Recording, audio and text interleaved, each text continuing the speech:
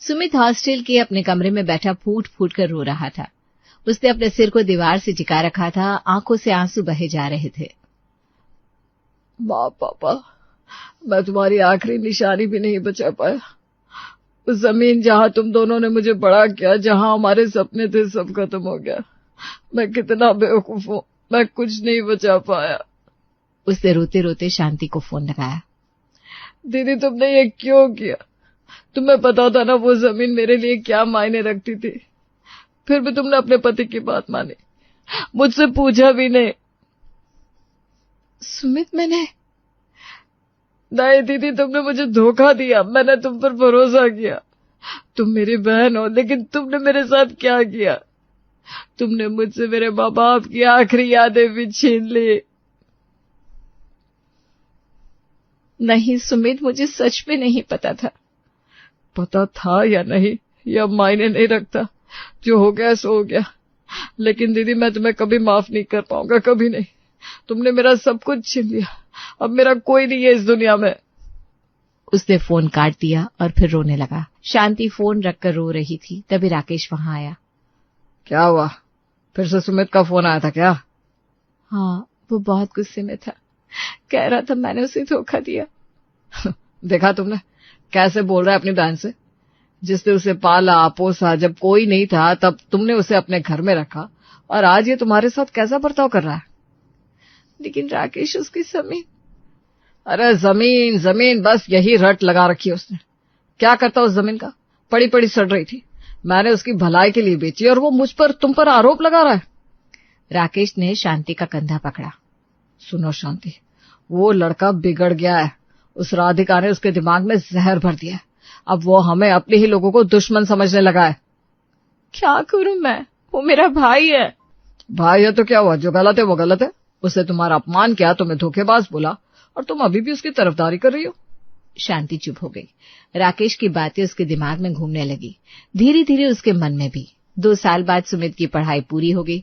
उसे एक अच्छी कंपनी में नौकरी भी मिल गई। राधिका भी अपनी पढ़ाई पूरी कर चुकी थी। एक दिन राधिका ने सुमित से कहा, सुमित, अब तुम्हारी नौकरी भी लग गई है, तुम मेरे घर रिश्ता लेकर आओ ना। सुमित की आंखों में खुशी की चमक आ गई। सच राधिका, तुम मुझसे शादी करोगी? मैं अभी दीदी से बात करता हूँ। सच में जीवन में काफी समय बाद खुशी मिली है। हाँ, लेकिन पहले तुम अपनी बहन से बात करो, फॉर्मेलिटी तो निभानी होगी। सुमित ने हिम्मत करके शांति को फोन किया। दीदी, मैं राधिका से शादी करना चाहता हूँ। आप उसके घर रिश्ता लेकर चलेंगी? नहीं सुमित, ये शादी नहीं हो सकती। क्यों दीदी? राधिका अच्छी लड़की है। क्योंकि तेरी शादी पहले ही तय हो चुकी है। हमने तेरे लिए एक लड़की देख ली है। अगले महीने तेरी शादी है। वैसे भी आज तेरे मेरे रिश्ते में जो कड़वाहट आई है, वो सब इस राधिका के कारण ही है। मैं इसे अपने घर की बहू नहीं बनने दूंगी। तेरी शादी तय है। क्या? लेकिन आपने मुझसे पूछा तक नहीं। राकेश ने फोन छीन लिया। ए सुमित, सुन, तू हमारा बेटा है। हमने तेरे भले के लिए फैसला किया है। बस अब और बहस नहीं, समझा? फोन कट गया। सुमित वहीं खड़ा रह गया। एक बार फिर उसकी खुशी छीन गई थी। सुमित ने सोचा, चलो कोई बात नहीं, अकेले ही राधिका के घर चला जाता हूँ। अगले दिन वो राधिका के घर पहुंचा। दरवाजा खटखटाया तो राधिका की माँ ने दरवाजा खोला। नमस्ते आंटी, मैं सुमित, राधिका का दोस्त। हाँ हाँ, आओ बेटा। अंदर बैठते ही सुमित ने हिम्मत जुटाई। आंटी जी, दरअसल मैं और राधिका एक दूसरे को पसंद करते हैं। मैं आपसे राधिका का हाथ मांगने आया हूँ। राधिका के पिताजी ने गंभीर होकर पूछा। तुम्हारे माँ बाप कहाँ है? जी वो नहीं रहे। मेरी एक बहन है, लेकिन। अरे, तो तुम अनाथ हो? हम अपनी बेटी का रिश्ता किसी अनाथ से नहीं कर सकते, माफ करना बेटा।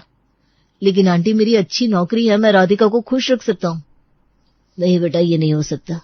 हमें एक ऐसा लड़का चाहिए जिसका परिवार हो, घर हो। जाओ तुम यहाँ से। सुमित की आंखें भर आई। वो चुपचाप बाहर निकल गया। राधिका दूर खड़ी ये सब देख रही थी। उसकी आंखों में भी आंसू थे, लेकिन वो कुछ नहीं कर सकी। 1 महीने बाद सुमित की शादी हो गई, ममता नाम की लड़की से। ममता बहुत सीधी सादी थी, गांव से थी, ज्यादा पढ़ी लिखी नहीं थी, लेकिन दिल की बहुत अच्छी थी। शादी के दिन ममता की माँ ने प्यार से सुमित को बुलाया। बेटा सुमित, देखो, ये मैंने अपनी बेटी के लिए गहने बनवाए हैं। 4 तोले सोना है, बस इसे संभाल कर रखना। हाँ, उन्होंने एक छोटा सा डिब्बा सुमित के हाथ में थमा दिया। सुमित ने खुशी से ले लिया। शादी खत्म होने के बाद जब सुमित और ममता शांति के घर पहुंचे तो शांति ने मीठी मीठी बातों में कहा, अरे सुमित, गहने कहाँ है? दिखा तो सही, कितने सुंदर हो गए। मैंने तो कभी इतने सारे गहने एक साथ नहीं देखे। हाँ दीदी, ये लो। उसने डिब्बा शांति को दे दिया। वाह, क्या बात है, बहुत खूबसूरत है। लेकिन बेटा, यहाँ इतनी सेफ्टी कहाँ है? मैं इसे अपने पास रख लेती हूँ, लॉकर में रख दूंगी। ममता कुछ बोलती उससे पहले ही शांति गहने लेकर अंदर चली गई। ममता ने धीरे से सुमित से कहा, सुनो, वो मेरी माँ ने मुझे दिए थे। अरे कोई बात नहीं, दीदी के पास सेफ रहेंगे, चिंता मत करो। लेकिन ममता के मन में एक अजीब सी बेचैनी थी। अगले दिन से ममता की जिंदगी बदल गई। सुबह 5 बजे उठकर घर की साफ सफाई, फिर सबके लिए नाश्ता, दोपहर का खाना, शाम को चाय, रात का खाना, कपड़े धोना, बर्तन मांजना, सब कुछ ममता को ही करना पड़ता था। ममता, जल्दी से चाय बना लाओ। और हाँ, आज महेश के लिए लड़की वाले आ रहे हैं तो अच्छे से पकवान बनाना। जी दीदी जी। ममता को कोई शिकायत नहीं थी। गांव में उसने अपनी माँ को भी यही करते देखा था। उसे लगता था कि ससुराल में सेवा करना ही बहू का धर्म है। शाम को लड़की वाले आए। ममता रसोई में खाना बना रही थी, तभी लड़की की माँ को प्यास लगी। अरे पानी। शांति ने आवाज लगाई। ममता, पानी लेकर आओ जरा। ममता हाथ पोंछकर पानी लेकर आई। सलवार कुर्ते में, माथे पर पसीना, हाथों में मेहंदी के निशान अभी भी थे। लड़की के पिता ने उसे देखा और मुस्कुरा दिए। वाह, नई नौकरानी रखी है क्या? बहुत मेहनती लगती है। शांति कुछ बोली नहीं, बस मुस्कुरा दी। सुमित बाहर बरामदे में खड़ा था, उसने ये सब सुन लिया। उसका दिल दुख गया। उसकी पत्नी को नौकरानी समझा गया और दीदी ने कुछ कहा भी नहीं। अरे वाह, सच में इतनी अच्छी चाय बनाती है? तुम्हें कहाँ से मिली? अरे बस मिल गई। राकेश हंसा। जी हाँ, घर का काम ये बहुत अच्छा करती है। सुमित भीतर से टूट रहा था। ममता वापस रसोई में चली गई। उसे पता भी नहीं चला कि लोगों ने उसे क्या समझा। लड़की वाले चले गए। सुमित अंदर आया तो ममता मुस्कुरा के बोली, सुनो, आज का खाना बहुत अच्छा बना है, सबको पसंद आया। सुमित कुछ नहीं बोल पाया, बस ममता के सिर पर हाथ फेरा। उसकी आंखों में आंसू थे। 3 महीने बाद ममता के भाई की शादी की खबर आई। ममता बहुत खुश थी। सुनो जी, मेरे भाई की शादी है, मुझे अपने गहने पहनकर जाना है। दीदी जी से बोलिए ना। हाँ हाँ, मैं बात करता हूँ। सुमित ने शांति से कहा। दीदी, ममता के गहने दे दो, उसके भाई की शादी है। शांति ने चौंक कर देखा। कौन से गहने? मुझे तो याद नहीं। ममता आगे आई। दीदी जी, वही जो मेरी माँ ने शादी में दिए थे, आपने लॉकर में रखे थे। अरे बहू, तुम्हारी माँ ने कोई गहने नहीं दिए थे, शायद तुम्हें गलतफहमी हो गई है। ममता सन्न रह गई, उसकी आंखें फटी रह गई। लेकिन दीदी जी, मैंने खुद देखे थे 4 तोले सोने के। अरे नहीं बेटा, कुछ नहीं दिया था तुम्हारी माँ ने। सुमित को गुस्सा आ गया। दीदी, आप झूठ बोल रही हैं? मैंने खुद अपने हाथों से वो गहने आपको दिए थे। सुमित, मुझ पर इल्जाम लगा रहे हो तुम? इल्जाम नहीं लगा रहा हूँ, सच बोल रहा हूँ। पहले मेरी जमीन, अब मेरी बीवी के गहने। आखिर आप लोग चाहते क्या? मेरे पास क्या बचा है जो आप वो भी ले लेंगी? शांति चुप हो गई। राकेश भी वहीं खड़ा था। प्लीज दीदी, गहने वापस कर दो, ममता की इज्जत का सवाल है। शांति ने हार मानी। अंदर जाकर एक डिब्बा लाई और ममता के हाथ में थमा दिया। लो, रख लो, लेकिन जल्दी वापस कर देना।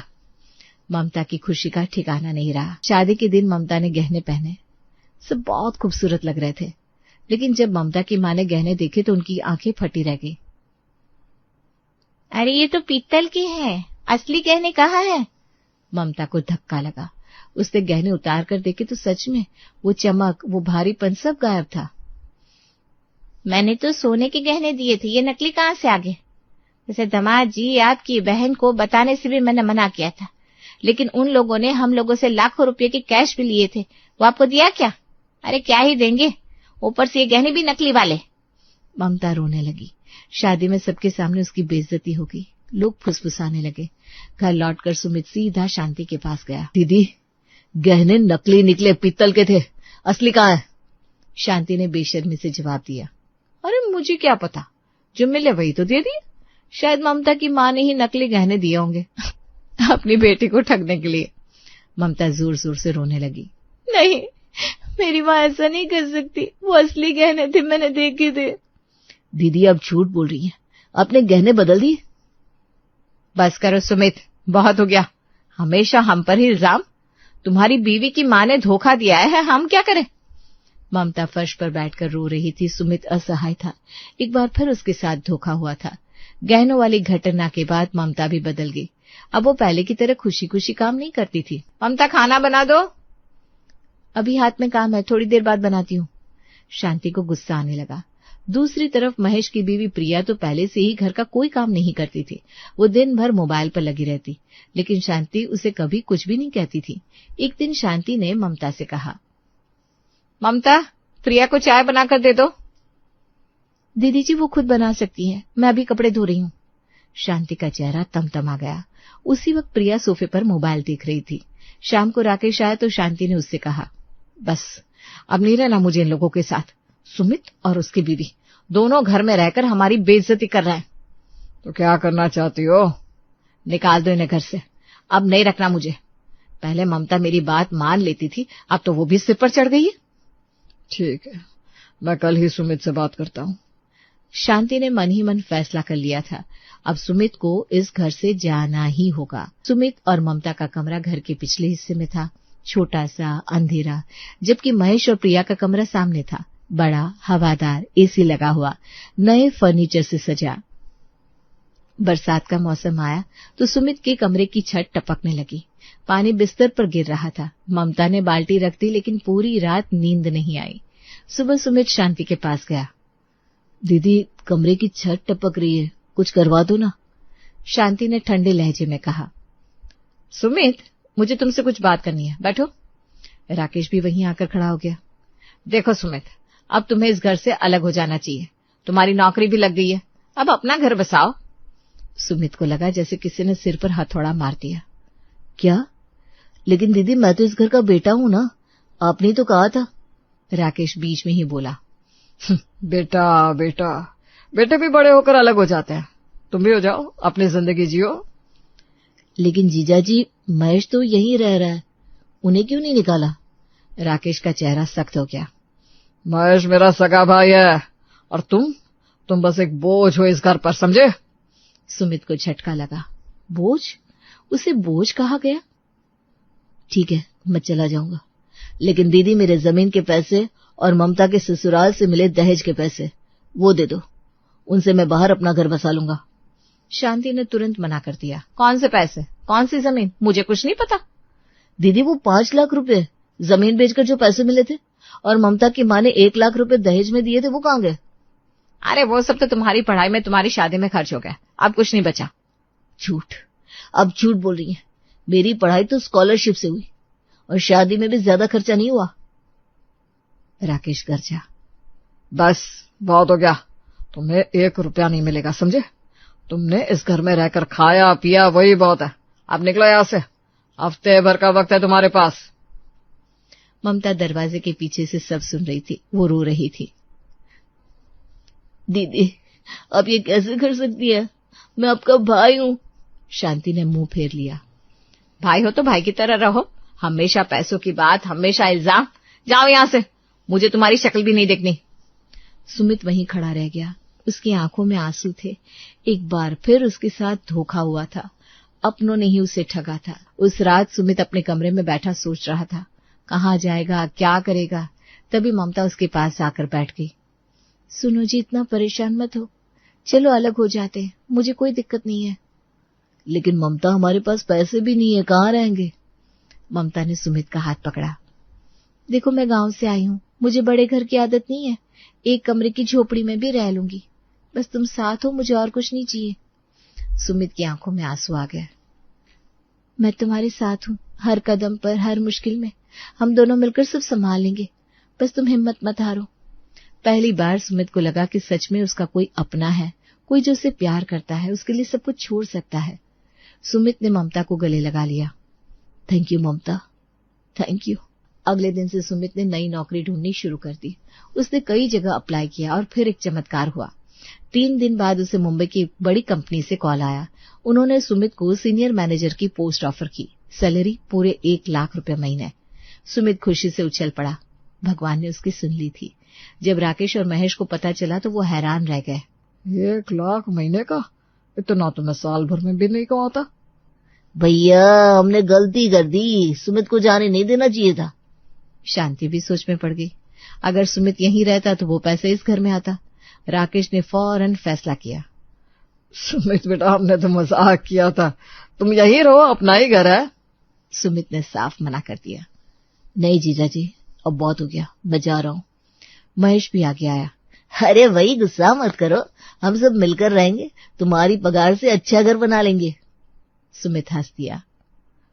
अब समझ में आया, पैसा देखकर सब बदल गए। लेकिन नहीं, अब मैं कुछ नहीं सुनना चाहता।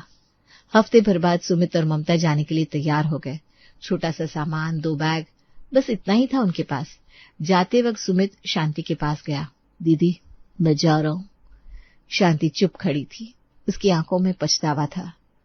दीदी, आपने मेरे साथ बहुत बुरा किया, मेरी जमीन ली, मेरे बीवी के गहने ले लिए, मेरा दहेज लिया, सब कुछ छीन लिया, लेकिन सुमित रुका, फिर बोला, लेकिन एक काम आपने बहुत अच्छा किया, आपने मेरी शादी ममता से करवाई, और इसके लिए मैं हमेशा आपका शुक्रगुजार रहूंगा, क्योंकि अब दुनिया में सच में मेरा अपना कहने वाला कोई है। ममता सुमित के बगल में खड़ी मुस्कुरा रही थी। अलविदा दीदी, शायद हम फिर कभी मिले, शायद नहीं, लेकिन मैं आपको माफ कर देता हूँ, क्योंकि अब मुझे आगे बढ़ना है। सुमित और ममता घर से निकल गए। शांति दरवाजे पर खड़ी उन्हें जाती देखती रही। उसकी आंखों से आंसू बह रहे थे, लेकिन अब बहुत देर हो चुकी थी। राकेश और महेश भी मुंह लटकाए खड़े थे। उन्होंने सोने की चिड़िया को अपने हाथों से उड़ा दिया था।